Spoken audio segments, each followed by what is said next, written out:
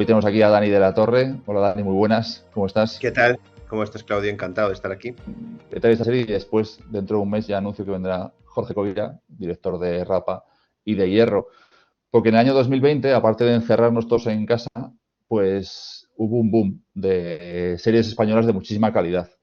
En concreto, series de acción, series policíacas, thrillers, entre los que La primera yo creo además que llegó en el tiempo, recuerdo que fue La Unidad, y luego ya me parece que llegó Hierro, un poquito más tarde Antidisturbios. También en esa época fue, aunque no es solamente thriller, también es una relacionado con la política, el antiterrorismo, la línea invisible, la serie de Mariano Barroso, que creo que también tenía Y mucha calidad. Patria, en esa época también. Y Patria llegó un poquito más tarde. Entonces, esas 4 o 5 series, digamos que en un año y pico, el espectador también empezó a ver el cine español y la ficción de género, digamos, de una manera muy distinta, ¿no? Antes parece que llevar pistola a un actor español o hablar como un detective, un policía, digamos que había algo que no era verosímil o que el espectáculo se notaba que faltaba presupuesto, que faltaba. Entonces, Dani, cuéntanos desde tu punto de vista que se consiguió con la unidad, porque ese salto, ¿no? Si erais conscientes de que había que darlo para, digamos que no solo ser competitivos, sino hacer un producto que realmente tuviese la calidad que ya estaba viendo en el cine español. Bueno, yo creo que todo coincide con la llegada de las plataformas. Es decir, las plataformas llegan, las que todos conocemos, HBO, Netflix, Movistar, y llegan y lo que quieren es hacer algo diferente al abierto, a la televisión en abierto, ¿no? Es decir, ¿para qué? Bueno, pues para conseguir abonados y para conseguir series o películas que no tengan esa presión de la audiencia, por decirlo así, ¿no? Aunque luego todas la tienen, evidentemente, pero no estar tan supeditados a gustarle y a todo el mundo o abrir el abanico para todo el mundo, ¿no? Aquí yo creo que especialmente por lo que yo he vivido en Movistar, ¿no? Es decir, dentro de Movistar había una clara apuesta por hacer series con mucho peso cinematográfico, es decir, con mucha autoría, ¿no? Entonces, y nada condescendientes con el espectador, es decir, con series en las que tú pudieses, independientemente de la temática que tuviesen, pudiesen arriesgar, ¿no? No estar supeditadas a gustar, ¿no? En ese aspecto. Entonces, yo creo que ahí fue un poco donde nace la nuestra, ¿no? La unidad, ¿no? La unidad nace pues, también por un encargo de Movistar, ¿no? Es decir, yo hago El Desconocido con Beto Marini, de guionista, y el jefe de Movistar, Domingo Corral, me contacta y me dice que quiere hacer una serie policíaca como El Desconocido, es decir, con los tintes de diversión, entretenimiento, pero personajes, ¿no? Es decir, por encima de todo, personajes, ¿no? Entonces, nosotros teníamos muchas ganas de hacer algo policíaco, ¿sabes? Y aparte, pero siempre habíamos pensado en el cine, porque las series, como tú decías, no terminaban de dar el paso hacia ahí y evidentemente los presupuestos no te apoyaban, ¿no? Si había dinero era para hacer una película de 90 minutos o 100 minutos, más no te da el presupuesto, ¿no? Pero con la llegada de las plataformas llegaron los presupuestos. Entonces, al final tú tenías acceso a un presupuesto que a lo mejor suponía pues el de 2 o 3 películas, ¿no? Entonces ahí es cuando realmente dijimos, esto se puede hacer. ¿Por qué? Porque si nosotros somos capaces de hacer una película de entretenimiento, de hacer con una puesta en escena bastante potente, en no tener complejos ni limitaciones para hacerla, en la serie también, ¿no? Y entonces ahí surge por un lado, la posibilidad de hacerla con los miembros que necesitábamos y por otro lado, la colaboración estrecha que tuvimos con la policía. Es decir, la policía nos abrió las puertas de lo que era la Comisaría General de Información, que era y sigue siendo el organismo antiterrorista, y nosotros ahí tuvimos de primera mano pues la ayuda y el apoyo de los policías que se encargan de la lucha antiyihadista, ¿no? Y entonces nosotros hemos estado durante un año entero siguiéndoles, es decir, yendo a operaciones, yendo a sus casas, yendo a reuniones, conociendo a infiltrados, yendo a operaciones en El Príncipe, en Ceuta, en Barcelona, pues, operaciones complicadas. Entonces, al final yo lo que transmito en la serie lo he visto. Es decir, yo he visto los operativos, he visto cómo se preparan, he hablado con ellos, he estado con ellos cenando justo antes de un operativo. Entonces, yo creo que hay una cosa fundamental que tiene la unidad, que es la humanidad que tienen los personajes. Es decir, son muy reales, ¿no? Porque son muy reales porque nos hemos inspirado en los reales, porque los hemos visto y hemos estado con ellos, ¿no? Entonces, realmente lo que nos chocaba a Beto y a mí era que los policías no eran los policías que estamos acostumbrados a ver en la ficción, ¿no? Porque realmente lo nuestro era, lo que estamos acostumbrados a ver, estereotipos americanos de policías, ¿no? Y eso lo trajimos también aquí para hacer las nuestras. ¿Qué pasa? Que por primera vez nuestros policías no parecen policías, ¿no? Que es lo principal, que es lo que, los que caracteriza a esta gente, ¿no? Tú les ves, hablas con ellos y no da la sensación de que sean policías. ¿Por qué? Porque tu estereotipo está en el policía americano. Entonces, eso cae. Estos policías son gente, pues eso, normal, que podrían ser policías como periodistas, como abogados, como otro tipo de profesión, ¿no? Entonces, yo creo que al final ellos lo que tienen es una profesión, pues eso, muy especial, ¿no? Pero no tienen que ser ellos mismos especiales, entre comillas, ¿no? Que era lo que tiene la ficción americana, ¿no? Entonces yo creo que eso fue un poco en la coctelera metimos todos esos ingredientes y de ahí salió la unidad. El otro día nos decía Javier Olivares, claro, con lo que se hace un capítulo de Crown, yo hice toda la serie de Isabel. O sea, un capítulo Claro, de Crown cuesta más o menos como los 13 capítulos de la primera temporada de Isabel. Yo sí, quería poner, he seleccionado 3 escenas, una de cada temporada de la unidad. Bueno, la unidad fue la unidad primera y segunda temporada y luego fue la unidad Kabul, que bueno, la tercera temporada de la unidad. Y de sí, esta primera temporada he seleccionado esta escena para hablar un poco de las localizaciones, porque creo que es una revolución que se hizo en la unidad, que es decir, vamos a aprovechar que en España hay una diversidad de paisajes que bien utilizada, a veces un poco retocada con efectos especiales, pero hace que podamos ahorrar y dar un espectáculo que, en el caso de la unidad, algunos capítulos es alucinante, porque realmente que es terrorismo internacional, te das cuenta en cada capítulo, ¿no? Porque pasas sí, de París a Nigeria, sí, al Congo sí, y Estados Unidos, o sea, sí, y de sí, repente dices, sí, sí. te das cuenta un poco cómo está conectado todo. Entonces vamos a ver una escena de un par de minutos que además tuvo bastante con Instagram. En la parte de Nigeria, el cuartel general de los Boko Haram, lo hicimos entre Melilla, donde estábamos rodando una de la parte de la peli, de la serie. El cuartel está en Melilla, que realmente es un cuartel abandonado del ejército español, y luego la parte de desértica, la parte que hemos visto con el lago verde y el desierto, eso se rodó en el Monte Neme de A Coruña. Es un sitio que nosotros estuvimos valorando también para hacer otras cosas y de repente, pues cuando surgió la oportunidad de hacer Nigeria, fuimos allá a localizarlo y a verlo y la verdad es que era un sitio muy curioso porque es un sitio donde hay unas minas y el agua es de color verde por los minerales que allí se extraen y es tóxica, ¿no? Y entonces había como muchos instagramers que iban en aquella época a hacerse fotos, incluso a bañarse, y estaba prohibido por sanidad, ¿no? Entonces fue como una especie de boom en aquella época que salían muchas veces en imágenes, incluso en el periódico, salió varias veces avisando de que no fuera la gente allí, ¿no? Pero sí, la verdad es que es curioso que eso esté en La Coruña, ¿no? Y que podamos hacer muchos lugares desde Galicia, por ejemplo, en este caso, ¿no? Es decir, esto no está pasando continuamente en la ficción. De hecho, en la película que acabo de hacer en Z, que es de Agentes Secretos y que viajamos a muchos lugares, también hemos recreado muchos sitios entre Madrid, Galicia y el sur. También hemos creado muchas cosas. Y en la unidad Kabul recreamos Afganistán entero entre Madrid y Almería. Es decir, que al final, bueno, no es que no inventemos nada, aquí venía el Spaghetti Western, ¿no? A hacer películas de Almería hace muchos años, ¿no? Es decir, Bien. entonces, y Ben-Hur, como se el Doctor Sivago, el David Lynn venía mucho a rodar a, a España, ¿no? Es decir, que España yo creo que tiene una riqueza brutal en paisajes y en escenarios naturales, ¿no? Galicia en particular también. Entonces, bueno, nosotros lo que hacemos es estudiar un poco lo que necesitamos de las secuencias y evidentemente que hay partes que no puedes evitar viajar y tienes que ir, ¿no? Yo, de hecho, ahora mismo acabo de venir de Brasil de rodar una secuencia de una persecución en una favela.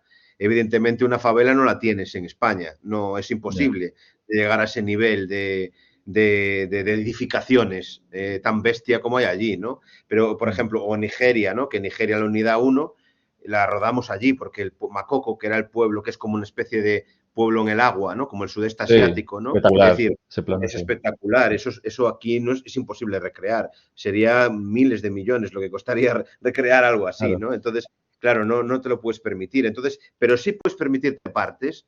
Entonces, lo que hace es ir a rodar lo necesario a esos lugares, ¿no? Es decir, en vez de estarte 2 semanas o 3 semanas como tendrías que estar, pues haces una parte en España y te vas allí una semana o unos días.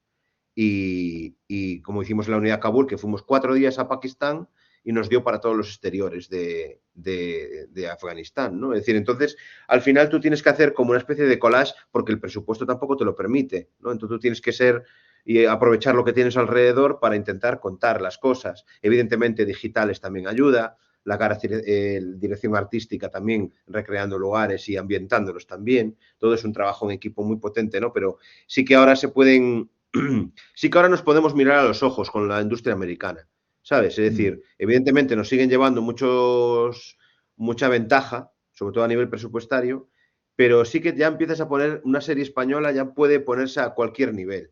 Es decir, de una serie europea, evidentemente, pero ya de una serie americana, ¿no? De hecho, a nosotros nos llegaba muchas veces la comparación con Homeland, ¿no? Es decir, que decían, ostras, esto no tiene nada que envidiar a Homeland, evidentemente, salvando las distancias, ¿no? Con toda la Claro. humildad del mundo. Pero se referían un poco a la estética, al look, al empaque, ¿no? Es decir, que no se le ven las costuras como pasaba antes. Y esto es gracias a la apuesta de las plataformas de invertir y de hacer las series con más presupuesto y también a nuestra pericia también para intentar con ese dinero poder hacerlas crecer y que se vea, ¿no? Que se vea que son grandes. Has citado ahí a Homeland, que efectivamente fue una serie referencial, ¿no? Sobre todo en lo que se refiere a contar el terrorismo internacional con información desde dentro. Se decía que los propios servicios secretos de Estados Unidos les interesaba, en parte, que Claro. parte de esos secretos se transmitiesen. Decir, oye, que trabajamos muy bien, llegamos a muchos sitios.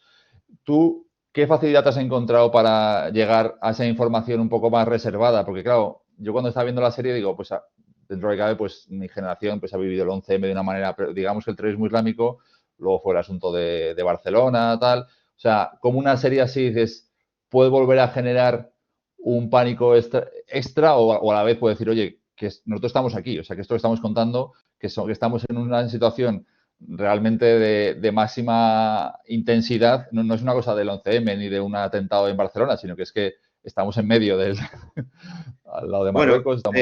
una de las cosas que te decían los policías, lo primero que te decían es que España es un lugar de paso, ¿no? Evidentemente es el nexo de unión entre África y Europa. Entonces, al final pasa mucha gente por aquí. Es decir, y gente que tiene buenas intenciones, que es la mayoría, y gente que no tiene tan buenas intenciones. Entonces, ¿qué pasa? Que cuando el terrorismo se volvió global, ¿no? Porque nosotros tuvimos muchos años la lacra de ETA, pero sí que es verdad que cuando esto cambia, ¿no? Y cuando ETA desaparece, aparece el terrorismo global, ¿no? Porque todo el mundo se globaliza. Al final, todo se ha globalizado absolutamente todo, ya con las redes sociales mucho más. Entonces, aparece también el terrorismo global, es decir, una acción que tiene a lo mejor que sucede en Irak, tiene repercusiones en España, como sí sucedió en el 11M, ¿sabes? Entonces, claro, las ficciones también tienen que internacionalizarse, tienen que globalizarse, ¿no? Y tienen que viajar, porque el peligro ya no está a tu lado, el peligro está a tu lado, pero está a lo mejor dirigido por alguien que está en Bali, en Siria o en Estados Unidos, ¿no? Entonces, al final, todo va cambiando y todo se globaliza. Entonces, yo creo que no fue una cosa de moda, fue una cosa que en ese momento es lo que importaba, ¿no? Y que había un estado de alarma importante. Y teníamos, creo que alerta 2 o 3, no me acuerdo cuál era el número, pero era un nivel de alerta alto, elevado, con riesgo de atentado. Y es más, gracias a los servicios secretos y a la Comisaría General de Información de la Policía, no pasaron más cosas de las que podían haber pasado. Es decir, que lo que contamos en la serie también yo creo que sirve mucho para que estemos tranquilos en cierta medida, ¿no? Y yo creo que también Homeland viene por ahí también, ¿no? Y Oficina de Infiltrados, la francesa, también viene por ahí. Es decir, que hay un montón de series que los servicios secretos están interesados en que la gente sepa que se está trabajando y que hay una gente que se dedica a llegar antes, que era el leitmotiv, ¿no?, de los policías de la unidad, llegar antes de que sucedan las cosas, ¿no? Y yo creo que por la experiencia que tuvieron todos en la lucha contra ETA, vienen muy formados, ¿no?, en la lucha antiterrorista. Entonces, cuando llega el problema del yihadismo, España se convierte en una referencia mundial del trato policial antiterrorista, ¿no? Es decir, y de los servicios secretos españoles y la policía estaban un poco en el centro de las grandes policías y los grandes servicios secretos que luchan contra el terrorismo, ¿no? Como puede ser el Mossad, la CIA o como puede ser el MI6, ¿no? Es decir, que al final son servicios secretos y la policía también le interesa que se sepa cómo es su trabajo y sobre todo yo creo que también es un poco que no se cuenten cosas que no son, ¿no? O que realmente se frivolice o se banalicen cosas que a lo mejor son importantes, ¿no? Yo creo que sobre todo yo lo que, después de trabajar con ellos mucho tiempo, lo que te decían era que le gustaría, nunca me impusieron nada, ni me dijeron nada, ni esto no lo digas o esto no lo hagas. Lo que quería que no dijera, nada, no me lo contaban, ¿sabes? Directamente. Entonces, lo que pasaba era, muéstranos humanos, ¿sabes? Somos seres humanos, ¿sabes? Nosotros fallamos también, ¿sabes? Es decir, nosotros tenemos nuestros problemas en casa. Nosotros a lo mejor estamos con una crisis muy potente y llegamos a casa y nuestro hijo a lo mejor ha tenido un problema en clase o en el colegio, o a lo mejor en pareja tengo problemas o no tal, o tenemos que la hipoteca no salió y no llegamos a pagar a fin de mes. No sé si me entiendes, ¿no? Que son problemas Claro. humanos que tenemos todos, ¿no? Y yo creo que eso es lo que caracterizó también un poco a la unidad, que aparte de policías eran personas, ¿no? Yo creo que las grandes ficciones americanas siempre tuvieron los personajes muchísimo peso. Y a mí tampoco, nunca me interesó la peripecia y la acción como llaman los americanos, el set piece, ¿no? Ahí va el set piece de acción y ahora a esperar a que siga la película, ¿no? Sí, Para mí no es bombazo tras importante. bombazo. Claro, para mí lo importante de la acción es que está integrada en los personajes. Si tú no sufres, si tú no sientes lo mismo que en una secuencia de diálogo con la acción, es que no está bien hecha, es que no vale para nada. Solo vale para ocupar un espacio y hacer un espectáculo, ¿sabes? Un espectáculo que no tiene nada que ver con lo que estás contando. Por eso a lo mejor los grandes directores de los 80 y los 90, ya no quiero ir a los 70 porque también los hubo, y a los 60, pero los que ya empezaron a hacer cine comercial o cine de historias con acción, lo hicieron también. Es decir, intentaron siempre, tú ves una película de Michael Mann y está perfectamente integrada la acción con la historia, ¿no? Y no te saca la acción de la historia. Sin embargo, a partir de los 2000 empezaron directores y empezó en los grandes estudios a hacer más espectáculo que personajes, ¿no? Y entonces ya es cuando empieza a ver el fenómeno superhéroes, el fenómeno, todos los fenómenos que vinieron después,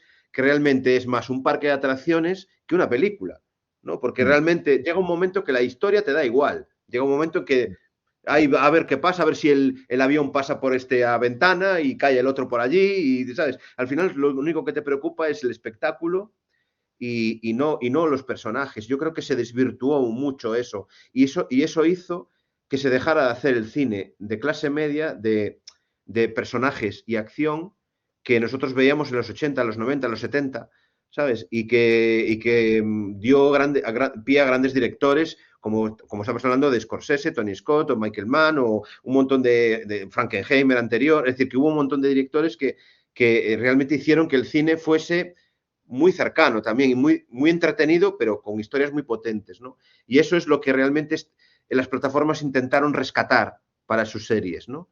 Y por eso están, la mayoría de las series, incluso alguna película está en las plataformas y no está en el cine, ¿no? De hecho, el otro día veía una película que se llama The Order, que está en Amazon Prime, que es una peli fantástica, Justin Cárcel, que es sobre unos policías que investigan una secta en los 80. Y la verdad es que me recordó al cine que se hacía antes, al de los 90, ¿no? Al cine en el que la acción, la emoción y la historia están perfectamente equilibrados, ¿no? Y yo creo que eso ahora mismo está en las series y está en las plataformas. Es decir, es muy difícil que verlo eso ahora mismo en el cine, ¿no? Precisamente por esa bipolaridad en lo que se convirtió el cine, ¿no? Es decir, o el gran espectáculo, el circo, o el personaje raro, cerrado, peli arriesgada, difícil, ¿no? Es decir, estamos aquí. En el medio no hay nada por ahora. O hay cositas que aparecen y que de vez en cuando dices, hombre, mira qué bien, y tienen su recorrido, pero se perdió eso porque lo ganaron las plataformas, lo tienen las plataformas hoy en día. Yo creo que lo que tú decías, los 3 ejemplos que tú nombrabas anteriores, son 3 claros ejemplos de ese tipo de historia, ¿no? Cómo se contaban las historias y dónde están Claro. ahora esas historias, ¿no? No, y sobre todo yo pensaba cómo en cierta manera lo que decías de los matices de los personajes, la gran ventaja de la unidad es que yo creo que también algo que sucedía en Homeland, que era que los musulmanes no son todos iguales y los terroristas no son todos iguales. Y hay muchos Claro. musulmanes que están metidos en la vorágine del terrorismo sin quererlo, intentando saliendo de ahí, y por eso muchas veces hay mucha relación policía con infiltrado. Entonces, creo que eso Y en policías la serie sí, sí. en la serie se le da mucha relevancia a eso. Me parece, yo concreto creo eso, en la segunda y tercera temporada, yo creo más que en la primera tal vez, que hay mucho desarrollo de personaje de los musulmanes en el entorno terrorista. O sea, Sí, sí. A ver, lo que nosotros quisimos hacer era tratar con respeto a los personajes. Es decir, tú puedes estar viendo a un terrorista en acción y yo no empatizo con él, ni falta me hace, pero sí explico de dónde viene y sus motivaciones, porque todo el mundo tiene unas motivaciones para hacer algo, ¿sabes? Entonces, en este caso, sí hay unas motivaciones y veías cómo a muchos les manipulan, cómo muchos son víctimas de los intereses de otros, ¿no? Que utilizan la religión, la utilizan para prometer cosas que luego no suceden, ¿no? Yo creo que ahí yo creo que es necesario verlo, ¿no? Porque ellos mismos, para acabar con el terrorismo, tienen que aliarse con la gente culturalmente más cercana a los terroristas, pero que está en contra del terrorismo, ¿sabes?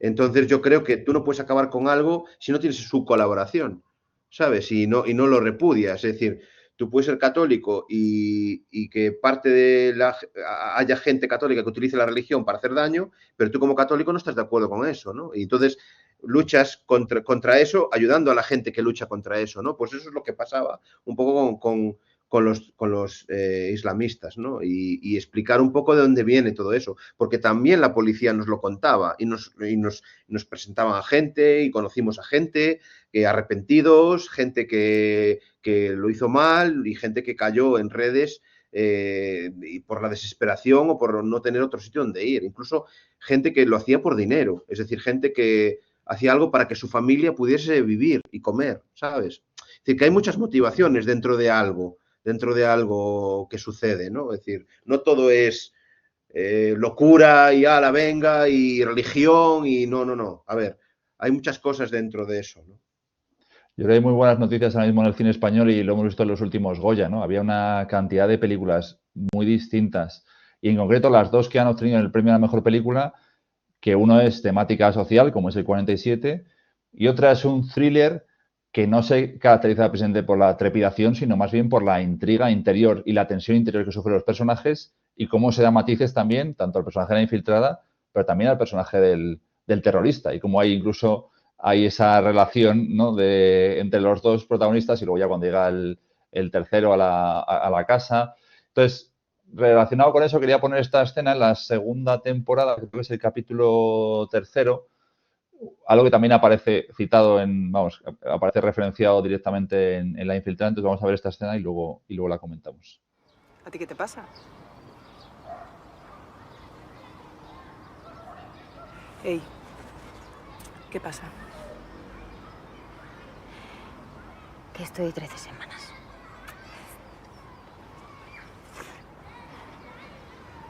¿Pero hay algo que no va bien o...? Sí, está todo bien. Bueno, no sé, Gracia, yo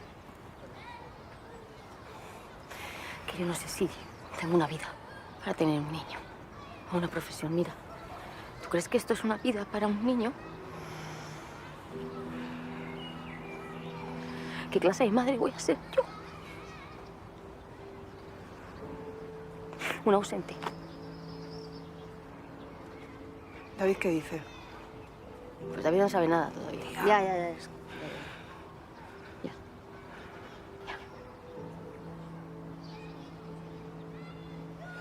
Miriam, tienes que pensar en ti.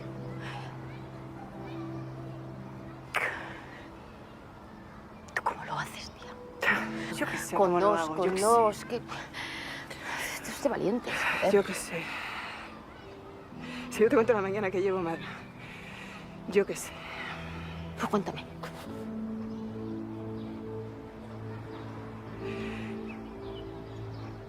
Mira, yo solo te puedo decir que me ha merecido la pena.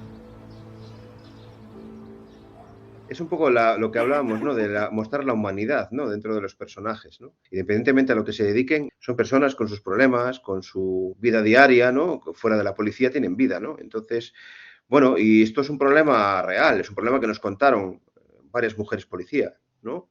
Y que al final, pues ellos se entregan todo, ¿no? A una profesión.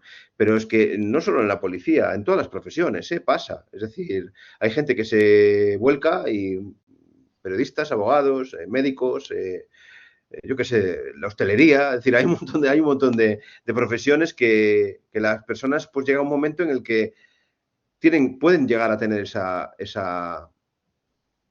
pueden llegar a hacerse esa pregunta, ¿no? Es decir, es realmente, voy a tener un hijo, voy a poder ser buen padre o buena madre, ¿no? Puedo con mi profesión, con la vida que llevo, puedo estar ahí, ¿no? Para esa persona, ¿no? Es decir, entonces yo creo que más con el riesgo implícito que lleva una profesión como puede ser un policía, un bombero, ¿no?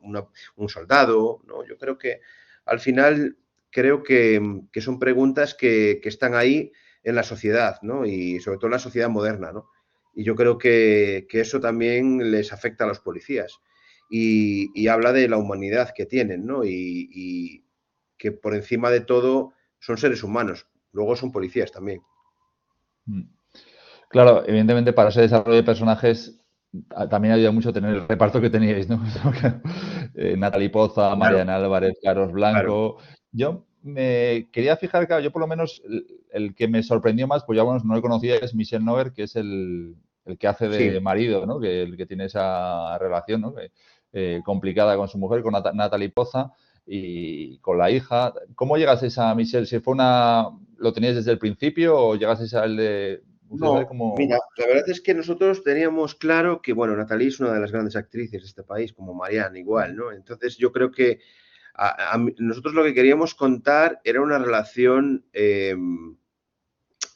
no estándar, ¿sabes? Es decir, y de hecho se nos criticó mucho en algunos sitios por eso. Y nos extrañó mucho, ¿no? Porque mucha ¿Pero gente fuese nos argentino? decía, ¿Fuese la, argentino o qué? no, eso también, pero se nos criticó mucho por la diferencia de edad, porque no se creían Ah, que Natalie pudiese dejar a este chico que era más joven, era un tío guapo, era un tío tal, y nosotros siempre decíamos, es que una cosa es la ficción que te han vendido los americanos durante 50 años y otra cosa es la vida real. Es decir, la vida claro. real pasan estas cosas. Gracias a Dios hay mujeres con chicos más jóvenes, al revés, hay relaciones que no funcionan porque uno de los miembros deja al otro y no tiene ni por qué tener relación con la edad ni con nada, sino simplemente porque el amor se acaba y ya está. ¿Sabes? Es decir, entonces, claro, nos chocó mucho que incluso gente que te sorprenderías, ¿eh? Gente que en teoría tiene una visión más abierta y tal, que nos decía, no, es Sí, que yo no me creo la relación entre esos dos porque ella es mayor que él y claro, ¿cómo va a dejar a ese chico tan guapo? Y tal? Es que no todo se resume a eso, no todo se ya, resume a eso, claro. ¿sabes? Entonces nos tocó mucho eso. Por la parte argentina era porque nosotros tuvimos bueno, dentro de la documentación nos llamó mucho un caso de un chico que era policía y que nació en Argentina. precisamente porque su familia estaban amenazados de ETA y se fueron para allá. Entonces, él nació allí y luego se vino para aquí cuando las cosas se calmaron, pero Ya. sí traía el acento, vino ya mayor, de 17, 18 años y tal, y nos llamó la atención y nos gustó como darle algo diferente al personaje, ¿sabes? Nos gustó ese punto de, esto sí que es verdad, porque nunca caes, ¿no? Aquí hay gente que se tuvo que marchar, ¿sabes? Es Ya. decir, por las amenazas que sufrían, ¿no? Entonces, claro, dices, es lógico precisamente, ¿no? Eso. Fíjate, Dani, que yo ayer justamente volví a ver la escena esa en la que el tío, la que el protagonista, ¿no? Michel le cuenta a una chica que está amenazada y tal, le dije, mira, es que yo me vine aquí porque me tuve que ir por ETA y tal. Y yo la verdad es que un poco pensé malamente, digo, vale, estoy ETA aquí un poco metido, un poco resulta que que estamos en una historia real. O sea, que no es que fuese una cosa, una imaginación de No, guionista, vamos. es que la realidad ya sabes que supera la ficción siempre, Sí, siempre. sí, Es decir, que es normal. Y aparte te lo explicaban y es perfectamente lógico. Es decir, tú una persona que sufre un atentado y que se salva, lo que quiere es irse lo más lejos posible de ese lugar, ¿sabes? claro. Entonces, y sobre todo si tienes familia, hijos pequeños, ¿sabes? Al final dices, aparte de la madre de este chico era argentina y tenía todo el sentido del mundo que se fueran para allá, ¿sabes? Es decir, Mm, entonces, bueno, por ese lado, pues nos gustó mucho esa historia, ¿no? Que tiene una historia en sí misma ya, ¿sabes? mm. Pero como fue en la época de la dictadura española que mucha gente se tuvo que marchar, pues también sucedió en la época terrorista. Es decir, había gente que tenía que irse.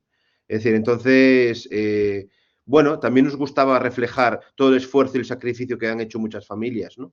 Que por ideología política han tenido que marcharse. Y luego me gusta mucho una cosa que haces en la serie, Dani, no sé si la hicisteis un poco voluntariamente o salió así, que es lo que hacéis con Luis Taera y con Carlos Blanco de, digamos, sacarles de la etiqueta de otros personajes habituales que hacían. ¿No? Pues Luis Taera lleva Sí, haciendo de Luis Taera, porque claro, ya la gente piensa en Luis Taera, entonces el tío venao, ya, el tío que pongo, el tío que es un mafioso, sí, tal. Carlos Blanco, pues era Laurano Ubiña, me parece, en sí, Fariña, tal. Entonces, ¿cómo le sí. dais una vertiente más pues eso, más humanizada, con un recorrido más complejo, para darle también a los actores una vida, ¿no? En una segunda vida. Me hace gracia también por Sorogoyen, como saca Carlos Blanco también en su serie última, Los Años Nuevos, que le da otro nuevo matiz distinto. Pero yo creo que si no, los actores, lógicamente, ¿no? Uno piensa en, yo he visto este actor haciendo este papel que lo borda Sí, en esta película y ya piensas en él enseguida para hacer la siguiente. Entonces llega un momento en que acaban metidos en su carril y empobreciendo mucho su interpretación, sí, en mi opinión. sí, sí, estoy de acuerdo contigo. Ante todo, principalmente porque son grandes actores, eso indudable, ¿no? Y luego es verdad que ya no solo por la propia carrera que pueda escoger un actor, a veces el actor no puede escoger, a veces le llaman para hacer eso, ¿no? Luis Taera, hasta El Reino, le estaban llamando siempre para hacer el venado, el tal, o el gracioso de turno, o el, ¿sabes? Es decir, era un personaje como de acompañante del protagonista, ¿no? Siempre, ¿no? Es decir, para quitarle esa seriedad o incluso romper con determinados, bueno, con el resto de los personajes, ¿no? Parece como un elefante que entra en una cacharrería, ¿no? Pues eso, a veces utilizaban a Zaera para hacer ese tipo de personajes. Yo creo que son dos actores con, sobre todo con una emoción y un corazón tremendo, los dos. ¿Cómo estás? Es un momento. Las parejas tienen momentos, luego vendrá otro. Ya, voy a estar bien. ¿Tú? Yo nunca estuve bien. Lamento mucho escuchar eso. Ya pasará, ¿sabes? Ya pasará. ¡Mucho ánimo! Tanto Carlos como Luis. Y yo creo que ese corazón y esa emoción te dan más cosas, ¿sabes? Entonces yo creo que cuando les sacas de su zona de confort, que es un poco lo que tú has dicho antes, ese tipo de personajes, que los hacen en automático, pues yo creo que realmente es donde ellos empiezan a trabajar, ¿sabes? Trabajar la emoción, trabajar la humanidad, en el caso del personaje de Carlos, es un policía muy veterano, es el mentor de varios de los policías que pasaron por allí, tanto en el caso de Michel Noger como el de Marian Álvarez. es de alguna manera como el padre de todos, ¿no? Al tipo el que ha vivido los años duros de ETA y el que ahora mismo está entrando o intentando entender cómo es el nuevo terrorismo, ¿no? Como el yihadismo y tal, y lidiando con los egos de la gente joven, ¿no? Es decir, que es un poco el mentor que estamos acostumbrados a ver en otro tipo de cinematografías, con personajes como los que haría Morgan Freeman o personajes como los que harían, ¿sabes? Es decir, otro tipo de actores que realmente les hemos visto en más registros, ¿no? Y yo creo que en este caso, pues tanto Luis como Carlos han hecho algo muy diferente porque también les apetecía entrar en otro sitio, ¿no? En el caso de Zaera está muy inspirado en un policía real, que es un comisario que era el jefe de operaciones y que era un personaje, un tipo que hablaba como si estuviéramos en el siglo XVII, realmente. Yo cuando le conocí, ¿sabes? Era un personaje, un señor que hablaba pues como una dialéctica, como si estuviéramos escuchando a Quevedo, ¿no? O sea, hay una cosa que te choca, ¿no? Ahí, ¿no? Y dices, aparte, hacía briefings, hablaba para todo el mundo, y claro, eso es tan exótico y tan que nos enamoramos de él, ¿no? Para como personaje. Cuando le conoció Zaera, pues no solo le encantó la idea, sino que se fue a vivir con él a su casa varios días para pillarle el punto al personaje, ¿no? Es decir, que sí que fue una cosa como una especie de conexión brutal. Todavía tenemos conexión con él, ¿no? Y amistad, sí, claro. Y la verdad es que son cosas que te da la vida que por eso los actores son tan obsesos de buscar, ¿no? De buscar, de conocer, de tirar de algo, porque a veces la realidad te da cosas que nunca se te ocurriría componerlas, ¿no? Es decir, Claro. ¿cómo compones un señor que habla como del siglo XVII, en la época actual, que es un señor veterano, pero que habla para los chicos jóvenes, que son todos policías súper preparados antiyihadistas, ¿no? Es decir, como que no se te ocurriría nunca, ¿no? Y cuando lo ves, es cuando realmente dices, claro que funciona, tío. Mira cómo funciona aquí, ¿no? Y aparte, también ese personaje desahoga mucho las tramas, te lleva al humor muchas veces, que el humor es muy necesario. Yo he estado en operativos policiales en los que están de coña todo el rato. Susceptibilidad la mía. Susceptibilidad la mía. Pero si estás aquí. Chiquitín, o quizás también es una casualidad que las portadas de los periódicos no aparezcan siempre los mismos. Es verdad. Los más jóvenes, los más agraciados físicamente, los más argentinos. Entre Bueno, ellos. tienes ironía o yo creo que te da algo, claro. Claro, y ellos decían, y yo también sé por una expareja que tuve que era médico de quirófano, que siempre me decía, yo cuando veo las ficciones americanas especialmente, incluso españolas algunas, y nos vemos reflejados los médicos ahí, decimos, ¿esto qué coño es? No, es decir, si yo tengo el nivel de estrés y de enajenación mental que tienen los personajes en la ficción, lo tengo yo en mi vida real, yo no llego vivo a mi casa al tercer día, Claro. ¿sabes? Es decir, que en los quirófanos evidentemente hay tensión y hay palos muy gordos cuando se pierden a personas, pero sí que hay mucha coña y mucha risa. Y a lo mejor está un tío abierto en canal ahí y están de coña. Pero es que es su curro diario, ¿no? Y es normal. Nosotros cuando trabajamos en lo nuestro, tenemos también nuestro momento de chiste, de chascarrillo, de cotilleo, de tal, o de política incluso, sí, ¿no? Pero dentro de nuestro quehacer habitual, ¿no? Y yo creo que eso también queríamos reflejarlo, ¿no? En la serie de policías. Y ya la última pregunta, si alguien queréis preguntar algo, porque vamos a ir terminando ahí en 5 minutillos más o menos, que me ha pedido Dani si podíamos acabar un poquito antes. Entonces, yo quería que contases un poquito qué difícil es acertar ahora mismo, ¿no? Con efectivamente, la entrada a las plataformas, la libertad muchas veces que hay, también un poco mayor de creatividad, de presupuestos. ¿Cuándo empezar y cuándo acabar una serie, no? O sea, esta serie va a durar 6 capítulos, va a durar 8 capítulos, van a ser 30, 40 minutos. Vamos a seguir, como en este caso, la unidad, segunda temporada, va a llegar a la tercera. Bueno, o sea, ¿hasta qué punto? Digo, ¿tú crees que ha quedado? Yo creo que quedó muy equilibrada las 3 temporadas y ahí quedó una serie perfectamente delimitada. ¿Pensabas que podría seguir? ¿Pensabas que era el momento de dejarlo? ¿Tuvisteis dudas de incluso la tercera? Sí, es lo que tú dices. La unidad nació primero para ser una sola temporada, a ver qué pasaba. Tuvo tanto éxito en Movistar que al final nos empujaron a la segunda temporada. De hecho, el giro que es ahora vienen a por ellos es un giro de segunda temporada, es decir, es un giro de que hay que darle una vuelta a la serie y no podemos repetir los mismos conceptos, ¿no? Y la segunda temporada cerró.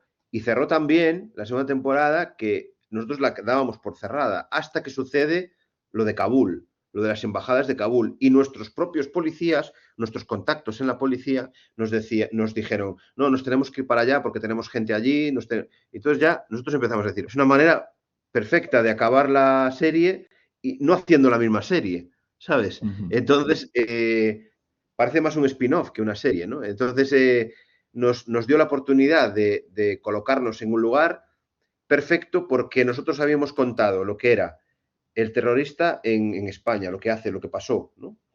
Luego, cómo nos centramos más en el terrorista como persona, como ente, con los policías también como personas, como ente. Es decir, ya no había algo globalizado, sino había algo personal. Un terrorista iba por unos policías, ¿no?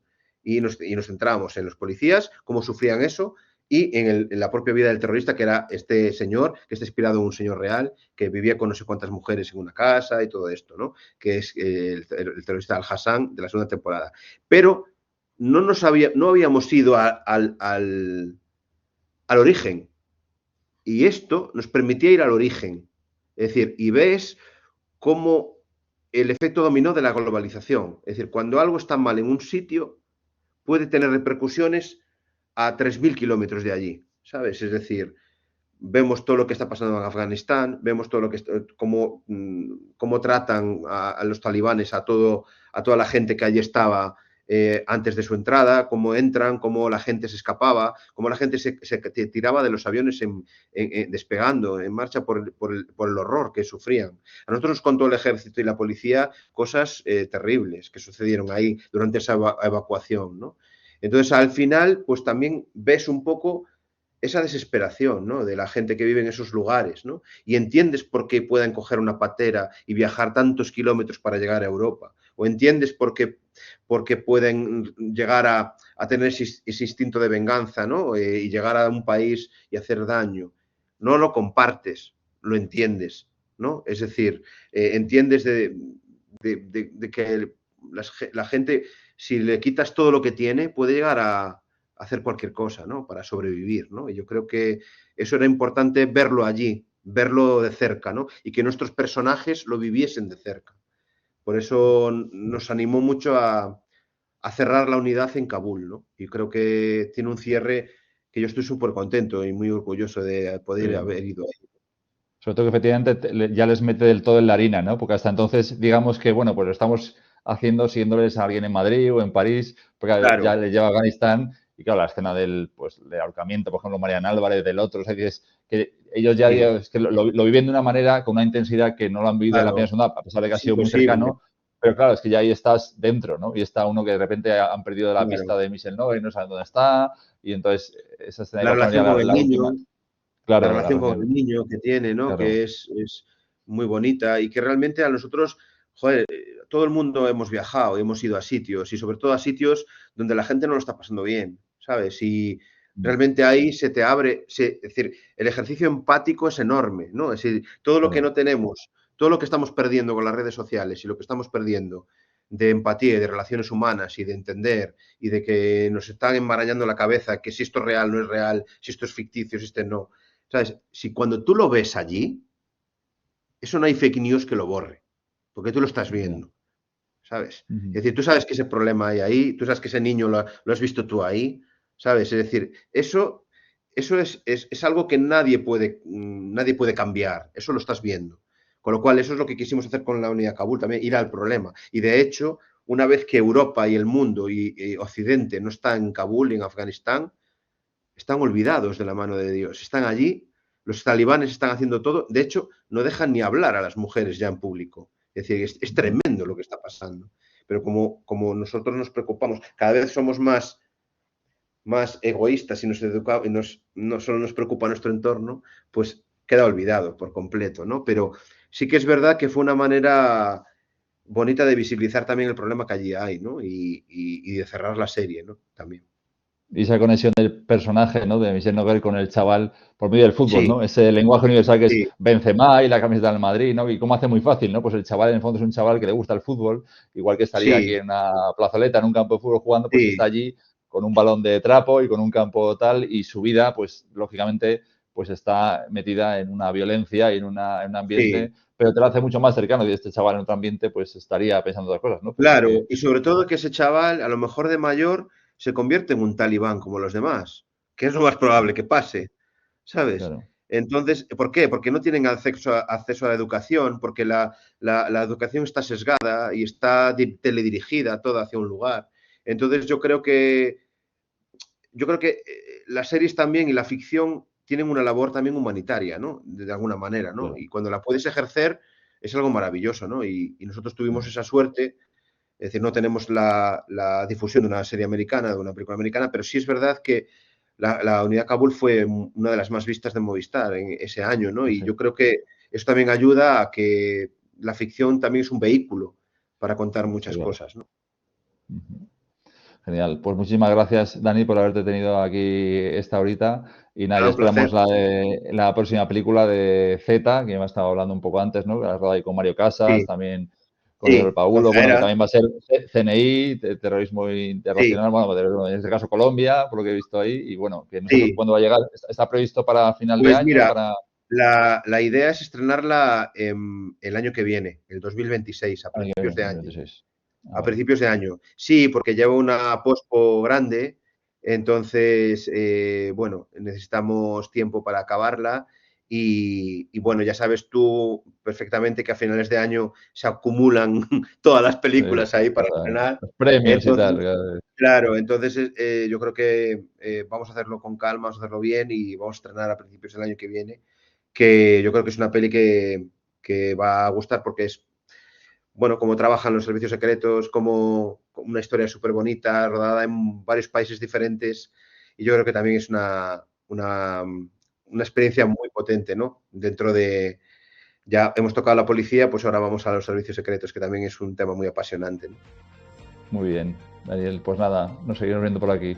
Muchísimas Pues gracias. nada, Y muchísimas cuando gracias a todos queráis. los que habéis estado aquí con Gracias a todos. nosotros. Y nos vemos dentro de un mes aproximadamente, ya con Jorge Coira, y hablaremos de Rapa de Hierro. Muchas gracias. Hasta luego. Gracias.